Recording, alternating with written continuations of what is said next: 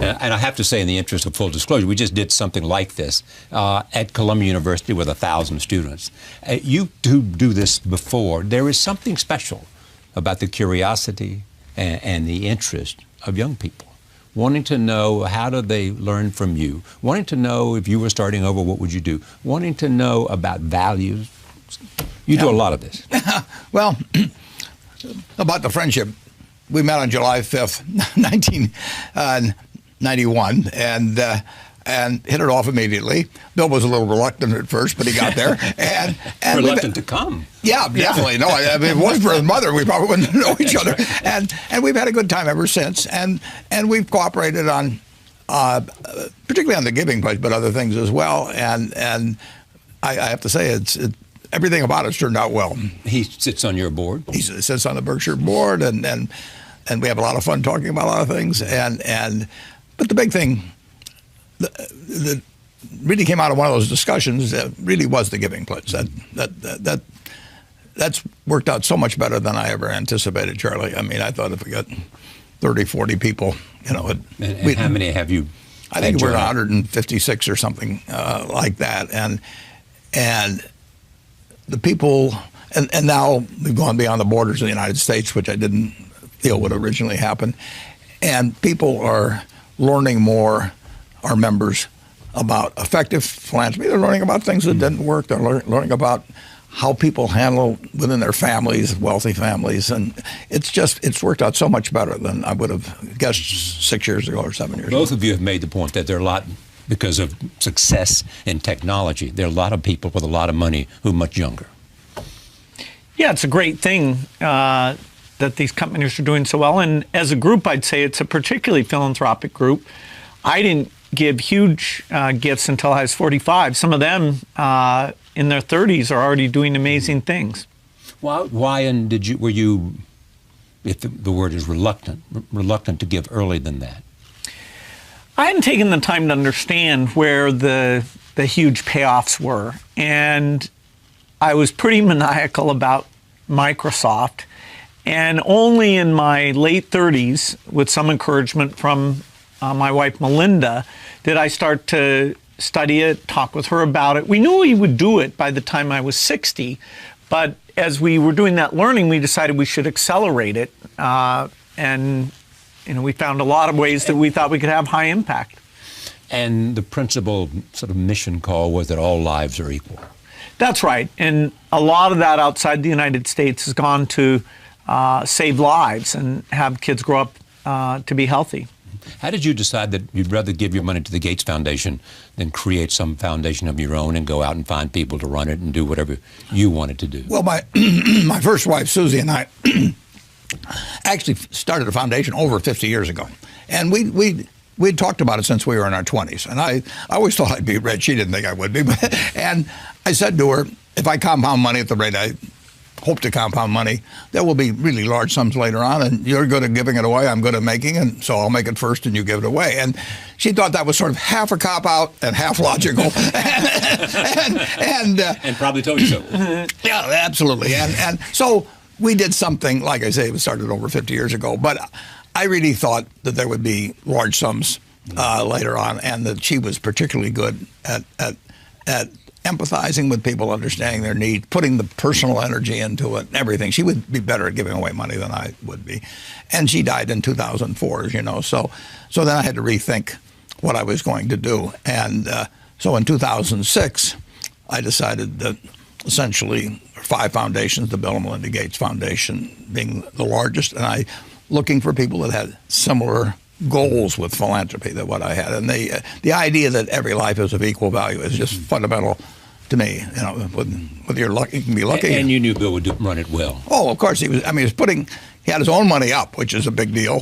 But far more than that. I mean, you had 2 much younger people, very bright, very hardworking. They work much harder at this than most people do in this country in their jobs. And they were on the same track I was on, proven quantity. I mean, everything about it made sense, and it's continued to make sense 10 years later. Bill talked about Melinda's influence. You have said to me about Susie, your late wife, I was a mess until I met Susan. I think that's understating it.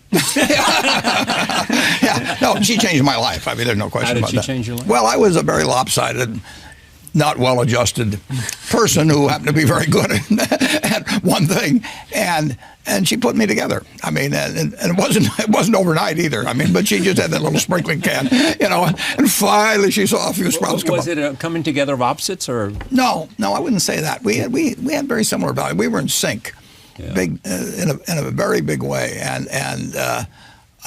but she was way more mature than I was. She was 19 when we got married. I was 21, but I was about 12 emotionally, and she put me together. And like I say, it took time, but it changed my life. I mean, I would not have had anything like the life I have had. And what did Charlie Munger add? Well, Charlie Munger is my partner of 57 or 58 years, and he's extremely wise. He's a wonderful friend. We've been partners that time, and he's strong-minded. I'm strong-minded. We disagree. Sometimes we have never had an argument in that whole time, and we never will. And never had an argument? Never had an argument. I will. That's absolutely true.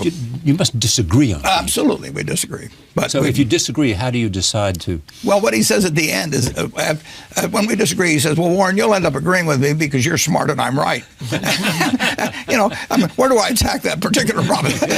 But and often he is. You'll figure out I'm right. Often he's right. I have to say that. No, listen, I respect his opinion enormously, whatever he gives it to me. I respect Bill's opinion. I mean, it's more fun doing things with partners. I mean, the most fun is obviously a marriage partner, and that's the most important relationship. But having a business partner, if I'd done everything I'd done, it wouldn't have worked out this way. But let's say I got double the results. It's been more fun doing it with Charlie.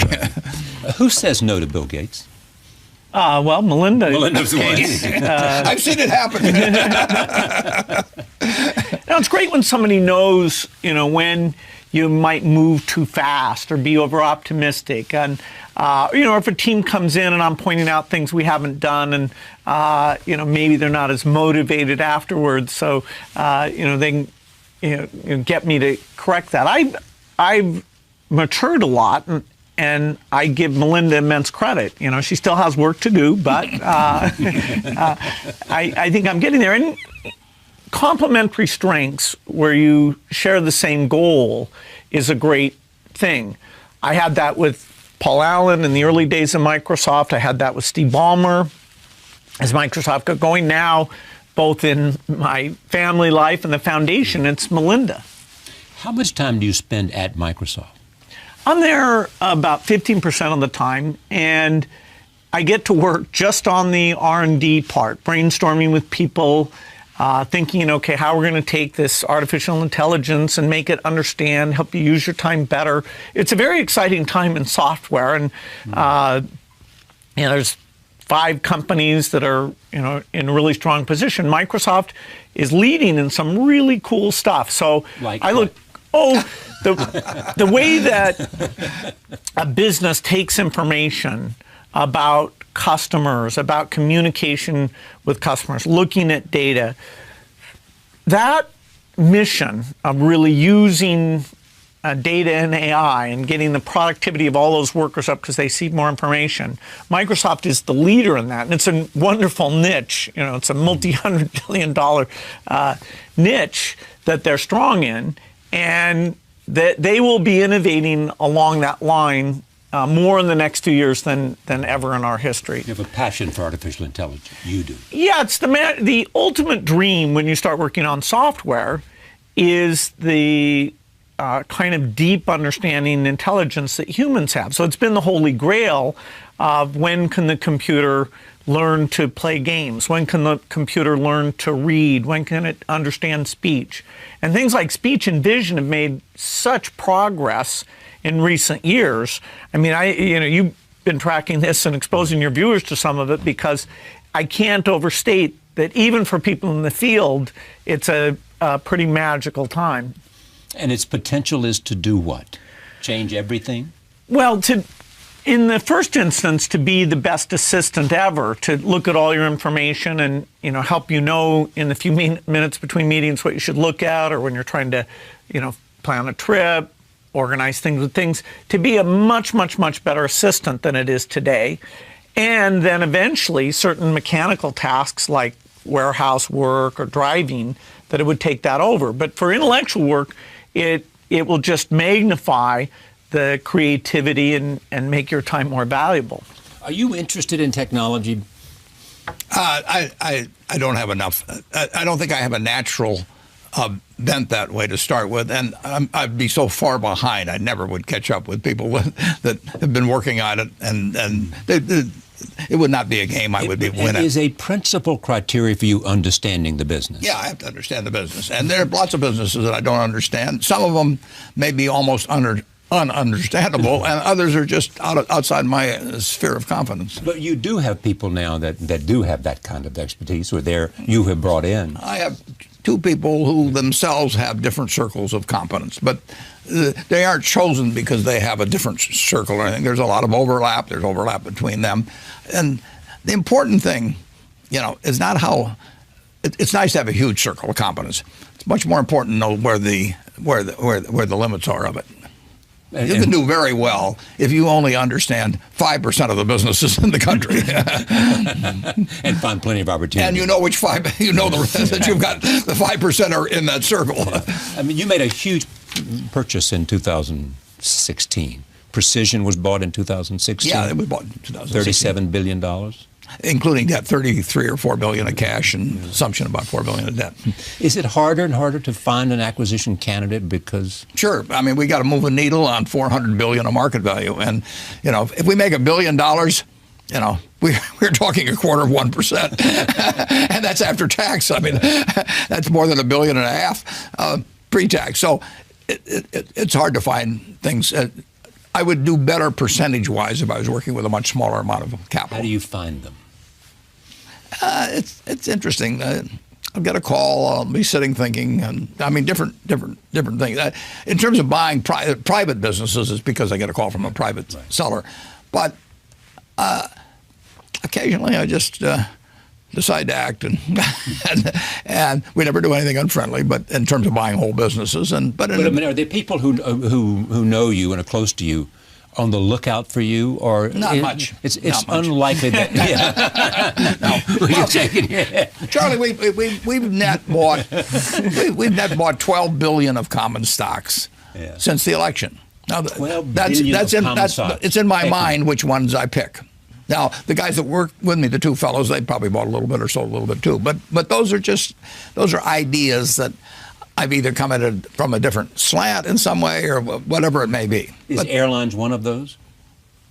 Well, it was shown. I won't tell you anything we're buying or selling now. It was shown on September 30th that we own some airlines, some stocks. And so why did you do that? Well, that I won't get into it. But it was in large part my decision. The old joke is, as you know, absolutely. How do you become a millionaire? Start as a billionaire and buy an airline. There's no question that it's been a graveyard for a lot of money. Yeah. But transportation has been something.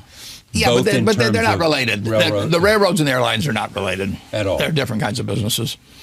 You can't move the track. You can move planes around, and you can't go into.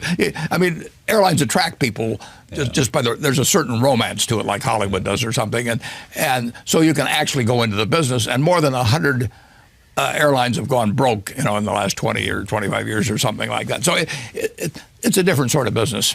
How has knowing Bill changed or influenced or enhanced your sense of the way the world works? Well, I learned from him. I like to learn from all friends, and Bill happens to be a particularly good source. But that's the fun of having friends, Charlie. Yeah. I don't think I would. It'd be hard for me to be a friend with anyone that I don't learn something from, and they'd probably get kind of bored with me, and I get bored with them.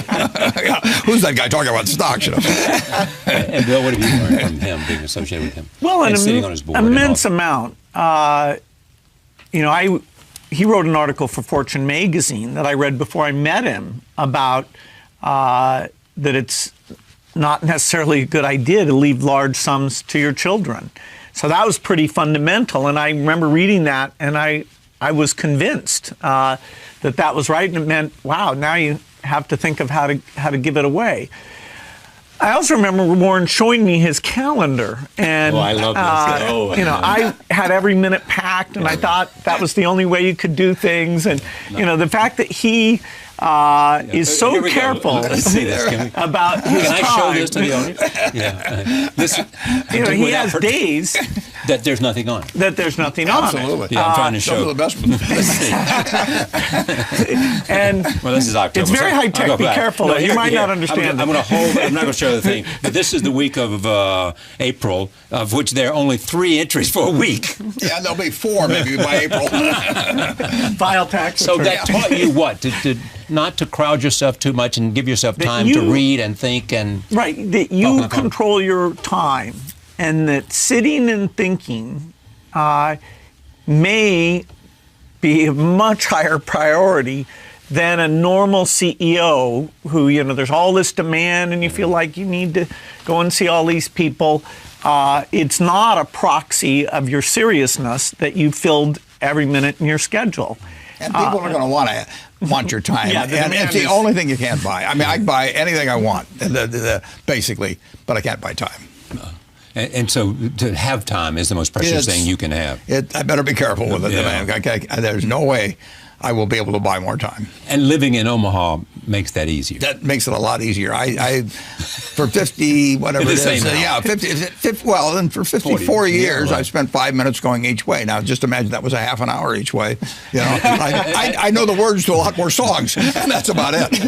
It adds up, doesn't it? Yeah, it really adds does up. add up. No, if you're talking an hour a day difference, coming and going, and that's 2.5% of the person's work week. That means 40 years. You're talking about a year. Do you agree politically? On almost everything. A general sense that you've got to keep the economy turning up greater output, and that you have to allocate it in a fair way. Yeah, that basic framework we see very much the same. Do both of you believe we can achieve a 4% growth rate? That's pretty high. Pretty high, yeah. But we just, like 2016, I think the last quarter was like 1.6 or something. Charlie, a 2% growth rate, Yeah. if we have a little less than 1% population growth, which we probably will, in one generation, 25 years now, people have kids a little later, will add 19,000 per capita, family of 4, 76,000 to real GDP. So there will be family of 4 on average. There would be 76,000 more stuff per family of 4 in one generation. I mean, we are going to have more, and the goose is going to keep laying more golden eggs. I mean, and we've got a wonderful system. Well, but there are certain things that could get in the way of that. 2%? I think we'll do 2%. Well, you'll do 2%. Yeah, and 2% will produce miracles.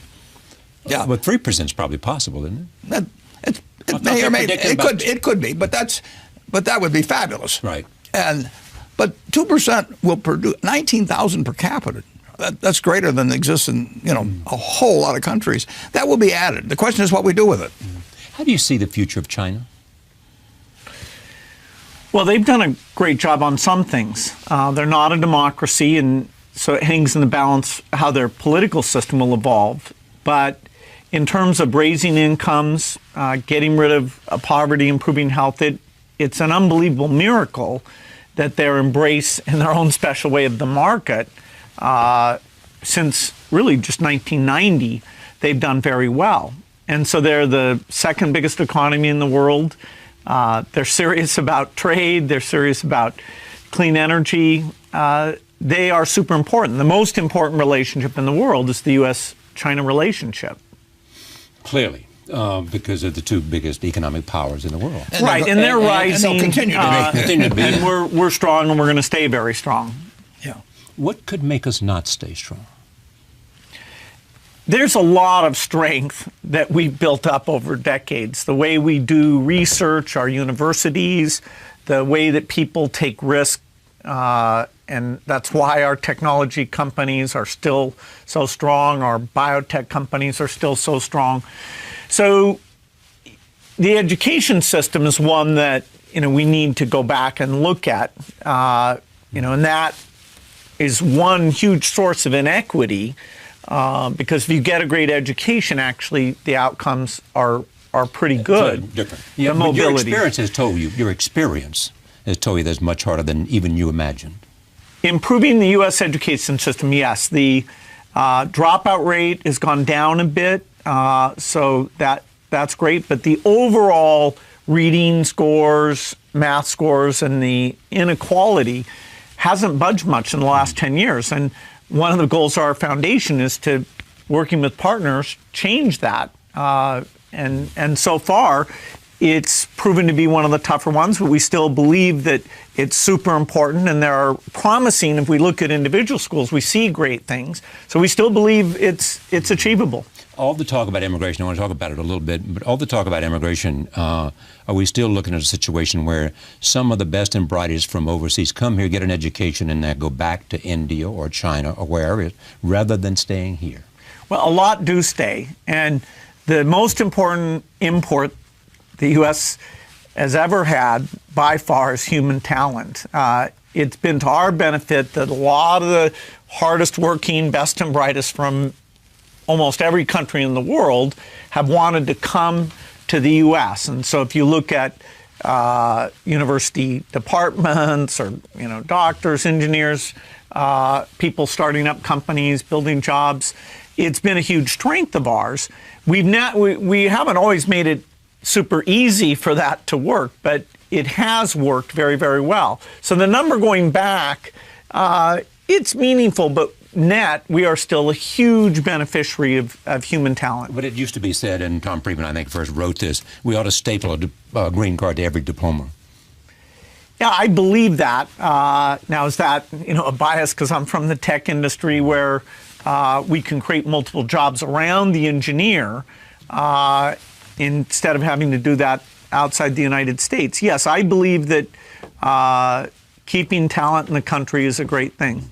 Tell us the story, because you told me the story, and I didn't have it before. You think the second most important document in America's history after the Declaration of Independence, or perhaps the U.S. Constitution, or both, is this letter? Yeah, it was a letter written by two immigrants. It was a letter written by two Jewish immigrants. Whose names were? And that doesn't sound like much to tell you one of the names, but in August of 1939, just before Germany moved into Poland, Leo Szilard, whose name is not well known, who was born in Hungary, but he went to Germany and he worked in Germany with Albert Einstein. And in 1933, I believe both of them left Germany. And where do they come? They come to the United States. And they become United States citizens. And they co-sign a letter to President Roosevelt. Szilard got Einstein to sign it because his name carried more weight. And that letter, which you can see on the internet, not even a full page, says Germany is going, I'm really paraphrasing it here, but Germany's going to get an atom bomb, and it may work. It didn't say for sure it would, and that we better get to work on one. And the Manhattan Project came out of that, and who knows what would have happened in World War II. If Hitler hadn't been so anti-Semitic, basically, he drove out these great scientists and everything. And secondly, if those two hadn't chose to emigrate to the United States, the United States was, it welcomed them, and they may have saved this country. They may have saved this country. So Germany did not get it, and we did. Yeah, we those V1s and V2s that were lobbed over there into England and everything, didn't have the right warhead from the standpoint of the Germans. And if we'd started 3 years later, who knows what would have happened. Remarkable men, and they were both immigrants. You sent me a note maybe a month ago, and you basically said, I'm not worried about the American economy. That's right. What I worry about is that somehow, in some way, we'll make a mistake in terms of the employment of nuclear weapons, or some bad character will buy them or steal them. And weapons of mass destruction are out there. Destruction. And the knowledge accident, maybe it's a computer clip or whatever it might be. It's a tiny, tiny probability any given day. Right. But there are people who wish us ill. There are people who would like to kill millions of Americans, and there's some psychotics. There's religious fanatics. There's megalomaniacs. The world has a certain number of them, and if they get in the wrong position and they have the knowledge and they have the ability, there are people who would like to kill millions of Americans, and the weapons are there to do it. When Einstein said shortly after the launch of what was then called the atomic bomb, he said, "This is, I know not with what weapons World War III will be fought, but World War IV will be fought with sticks and stones." And that probability exists, and it's the number one job the President of the United States, which every president acknowledges, is to the extent possible protect us from weapons of mass destruction. And they can exist with individuals, but you don't worry too much about that, the intent.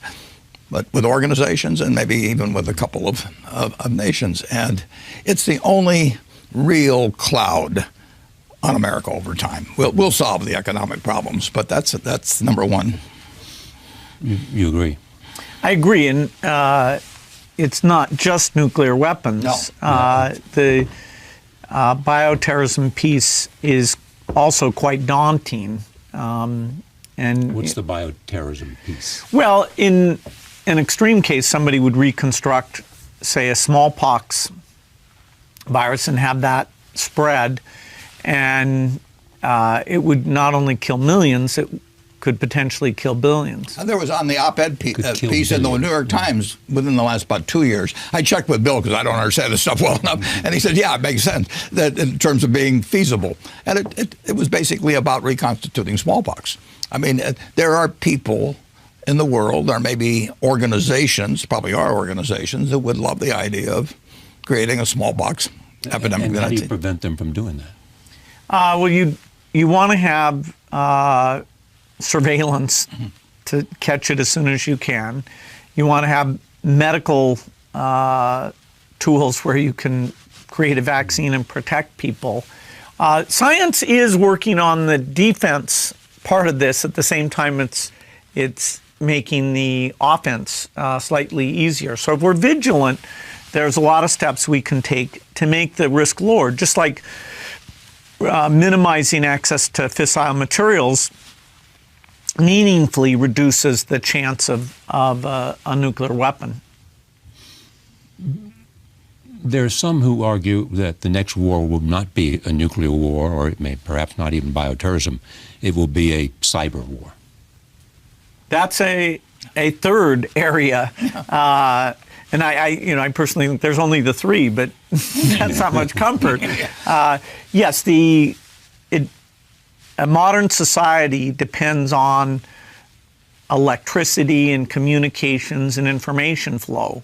And if you can, for a substantial period of time, disrupt that, then a lot of systems, including how a hospital organizes itself or how food gets moved around, or financial institutions, or an airline decides what to do, or bank accounts, what was that bank account supposed to be? And so a lot of experts in government and companies now are spending time thinking about, okay, how do you minimize that? How do you have duplicates, backup? A lot of sophistication going into that.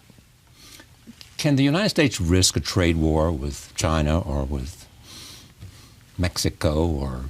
Will it have a significant It's not a good idea. It's not a good idea. Trade benefits. Yeah. The problem of trade is that the benefits are diffused and invisible. So you don't walk in and buy a pair of shoes or some underwear or anything, and it says you just saved 12% because this was purchased somebody. So 320 million people are buying things. The bananas come from Central. They're buying things cheaper than they would otherwise. But the harmful effects, taking somebody out of a job they've had for 25 years when it's too late to retrain them for anything, they're very specific and terrible. Now, what you want to figure out a way is to keep the societal benefits and take care of the people that really are they're the roadkill, basically, in this. And there will be roadkill. I mean, there's no sense kidding yourself. I mean, we started with a textile mill at Berkshire. Half our workers only spoke Portuguese. They worked in hot conditions, loud conditions, and they spent 20 or 25 years on looms. When textiles moved elsewhere, their lives, economic lives, were ruined. And that is going to happen. That is part of trade.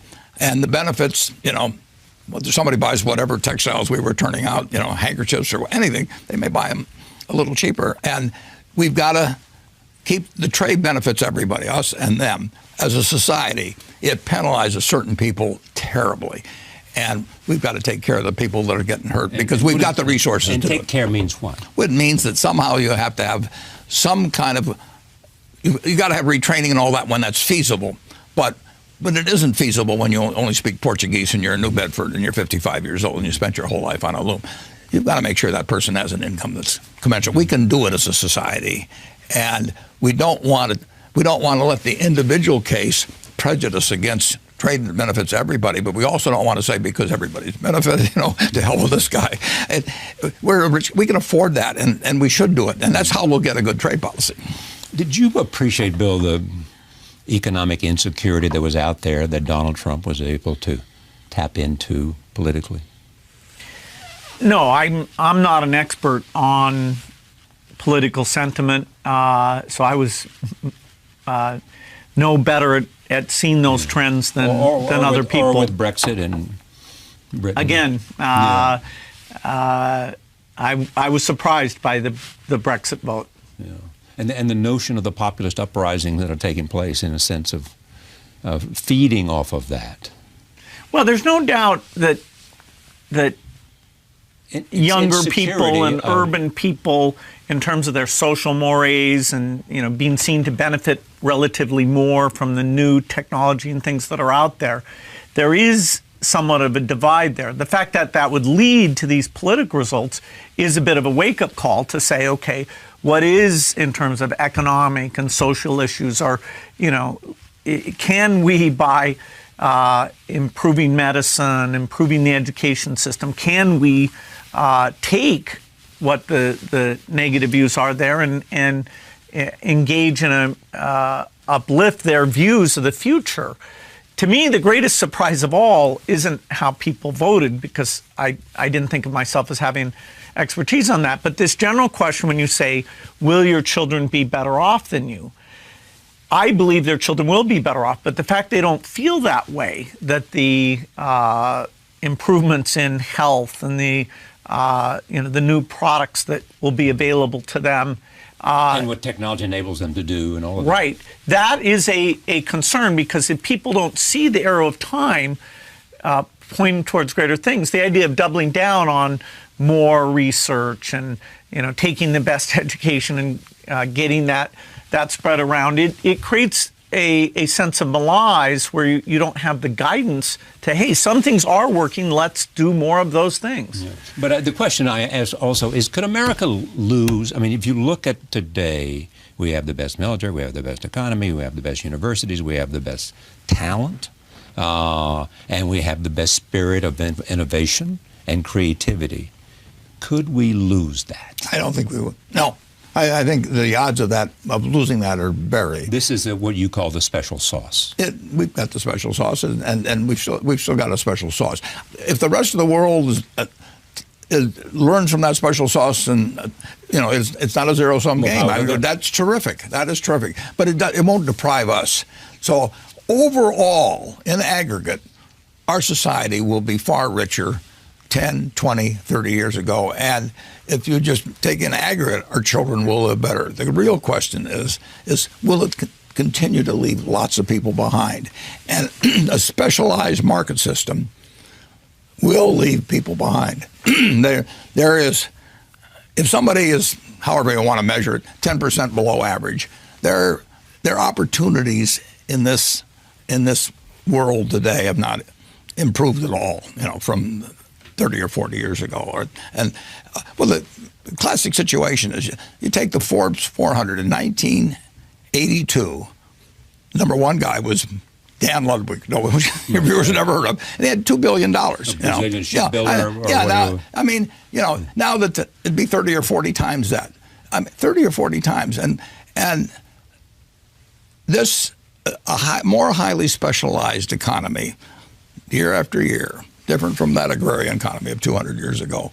It's going to be more and more people at the very top winning big time.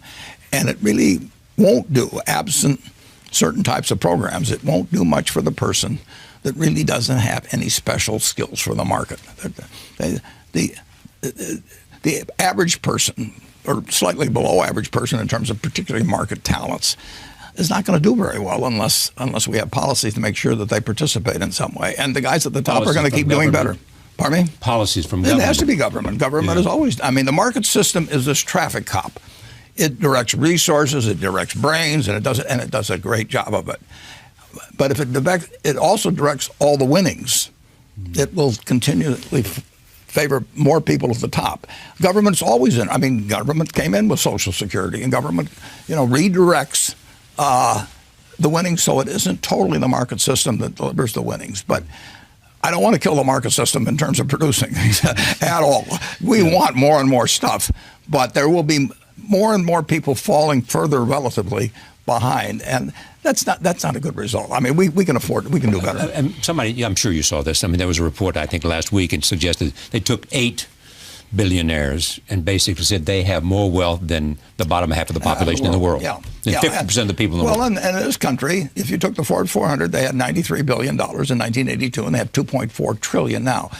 25 times as much, not exactly the same people, but take the 400, 25 times as much as 35 years ago.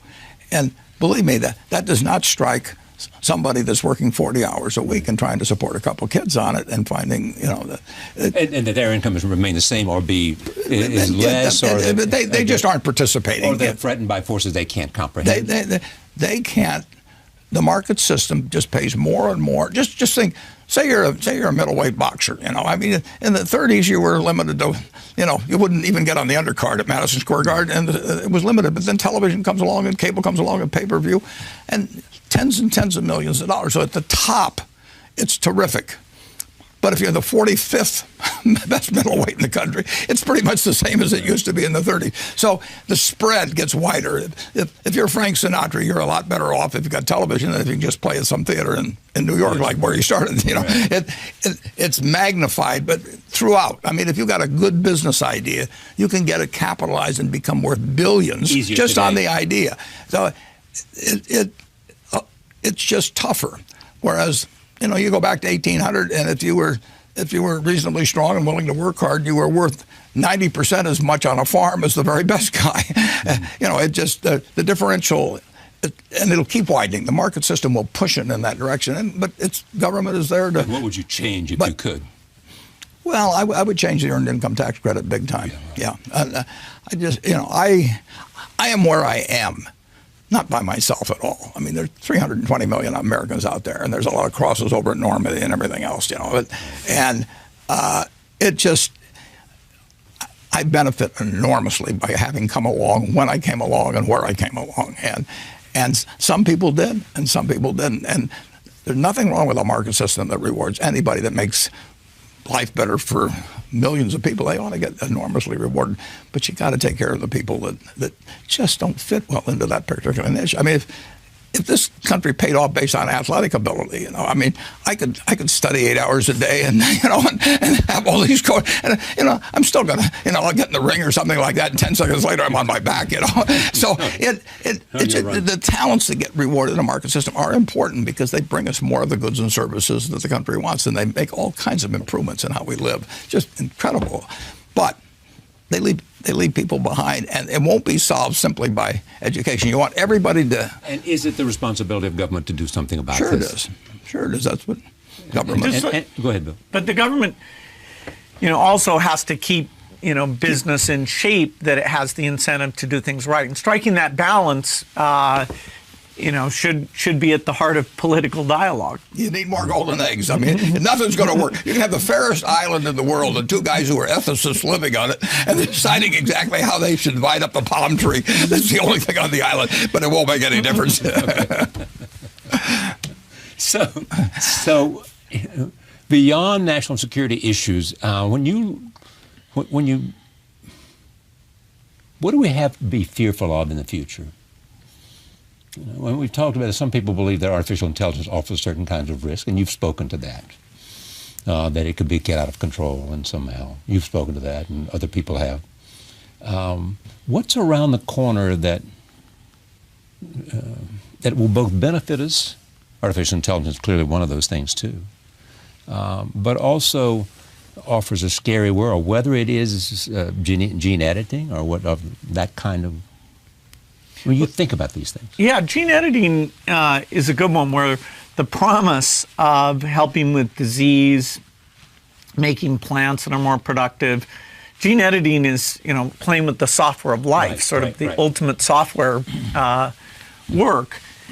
And yet, deciding exactly how it should be used, if you could make sure your child was thin or, attractive or had certain other characteristics, is that an appropriate use of the technology? And so society will have some. Answer that question. I'll volunteer for the beta testing on that one. I'm serious, Bill. How do you decide that? Those are government. Is it government questions? It's the whole thing about if there's some balance between freedom and security, and what came up in terms of, even in terms of getting inside of a phone in which a terrorist might have left future possible terrorist acts. Well, that's another one where.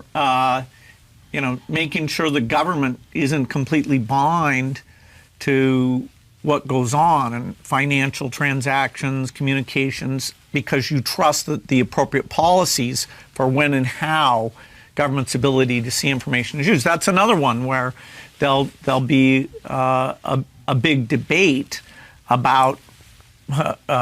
Some extremists might say, government really shouldn't see anything. Others would say government should see everything. But I think there's the potential for a best of both worlds approach. If in fact there's some appropriate procedure to get. Right, and we have had procedures, and some people feel that even so some things went on. So there are voices out there that would tend towards hey, let's not let government see things, and. That's another political question. How much do we do gene editing? How much the government has this ability? We need politicians who really draw in great opinions. Running a healthcare system and deciding when people are inventing super expensive treatments, should healthcare demand so much of the economy that investing in education and social services and those things, that'll be another huge problem that will be debated in the political arena. Who has healthcare right? Who's got healthcare right in your judgment?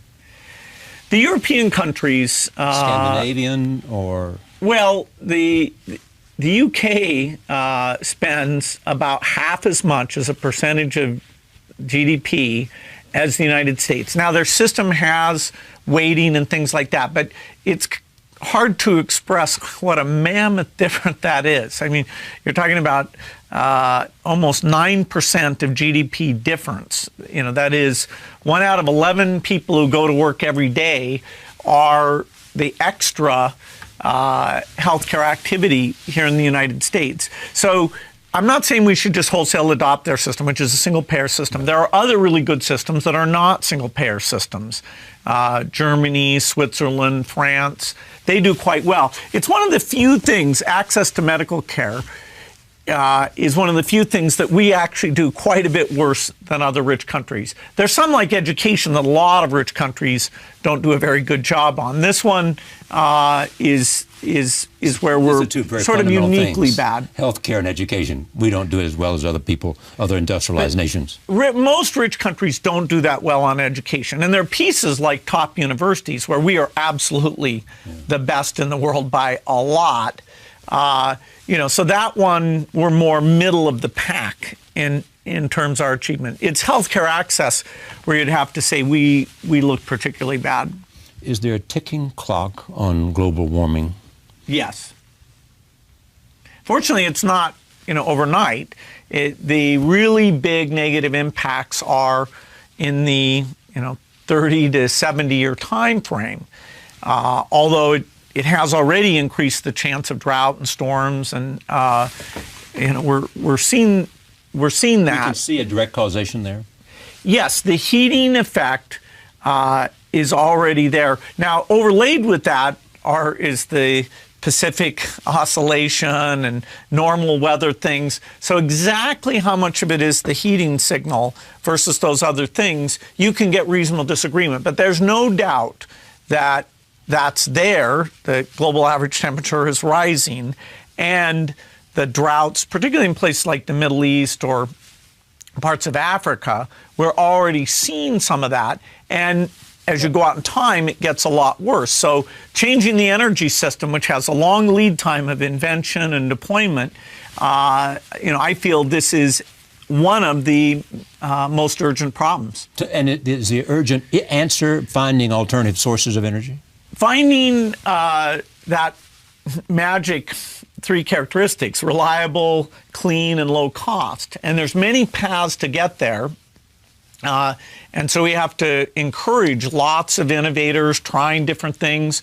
If you could take sun and turn it directly into gasoline, that would be an approach, because that can be stored 24 hours a day and even moved around very well. There's approaches that involve taking nuclear to a new level of safety and a lower level of cost, so that would be a key part of the system. We need to fund a lot of innovative ideas, both governments and private sector. Is your life today more intellectually challenging than when you were running Microsoft? That's hard to compare. I'm on a steep learning curve in both cases. I love the fact that I get to meet great people. I get to see things work, see things that fail. For this stage of my life, I'm in a perfect position. I couldn't be happier. Because you have an influence on Microsoft. I mean, not just being a stockholder. I enjoy going over and sharing my thoughts. Yeah. And they, I get to keep up to date a little bit because of that. And we're using some of those digital enablement things, like to get cheap financial services to poor people all over the world, or to look at medical data. And so staying up to date on the digital piece helps me do my foundation work. I mean, you've said something akin to this. The average person today lives better than John D. Rockefeller did when he was alive. That is true. The richest man in the world at the time. Yeah. Lives better. You live better in terms of your entertainment choices, your travel choices. I mean, John, he couldn't buy them. And that's in one lifetime. It's amazing. What brings you the most satisfaction beyond family? Well, my greatest satisfaction is just staying in good health. I mean, when you're 86, you look at this a little differently.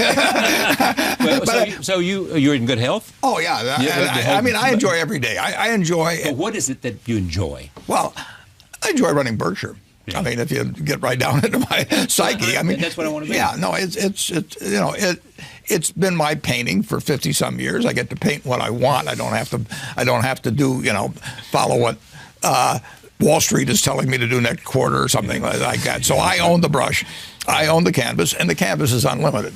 Now that's a pretty nice game, and I get to do it every day with people I like. I don't have to associate with anyone that causes my stomach to churn. If I were in politics, I'd have to smile at a lot of people that I want to hit. You just don't talk to them. It's really, I've got a good deal. I'm hanging on to it.